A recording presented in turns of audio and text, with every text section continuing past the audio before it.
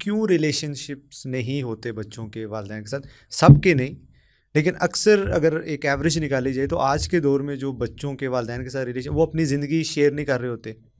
وہ اپنے ان کے کوئی اگر ایمبیشنز ہیں، کوئی پلانز ہیں، تو وہ بھی والدین کے ساتھ. میرا یہ بہت بڑا مسئلہ ہے کہ ہم نے یہ ایک نیا طریقہ اختیار کر لیا ہے آج کے زمانے میں.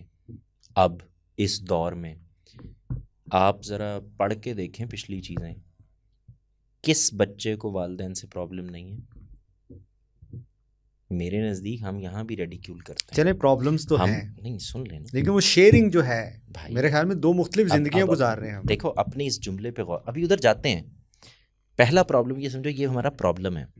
ہمارا ہر بڑا، ہر پیرنٹ، ہر چاچا، ہر ماما، ہر تایا وہ یہ بتانے کی کوشش کر رہا ہے کہ میرے ساڈے زمانے چ نہیں سی ہوندا. پرفیکشنزم بھی ہے نا ایک، وہ تو ایک اگلی چیز ہے. پہلے تو آپ یہ ریئلائز کرانا چاہتے ہیں کہ تم اور تمہارا معاشرہ اب غلط ہے، یہ گھٹیا ہے، یہ غلط ہے، تم لوگ یہ ہو، تم لوگ، ہم تو ایسے نہیں تھے.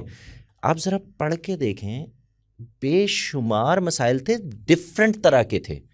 یعنی اس وقت موبائل نہیں تھا، لیکن اس وقت مثال کے طور پر یہ کہ سینما تھا.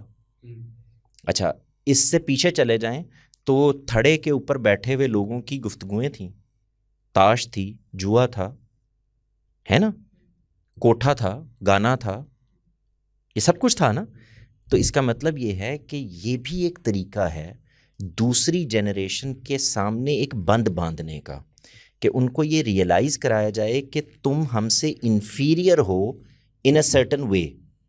ہم ایسے تھے، ہم اپنے والدین کے ساتھ ایسے نہیں کرتے تھے.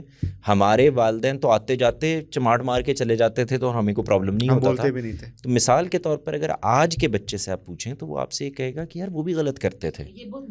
ہاں، اور غلط بھی آپ بھی غلطی کر رہے ہیں. تو اس کا مطلب یہ ہے، مجھے کبھی سمجھ میں نہیں آیا کہ ایک طرف ہم یہ کہیں گے ہمارے والدین بڑے سخت ہوتے تھے، اور دوسری طرف ہم یہ کہیں گے کہ ہمارا والدین کے ساتھ تعلق بڑا زبردست تھا.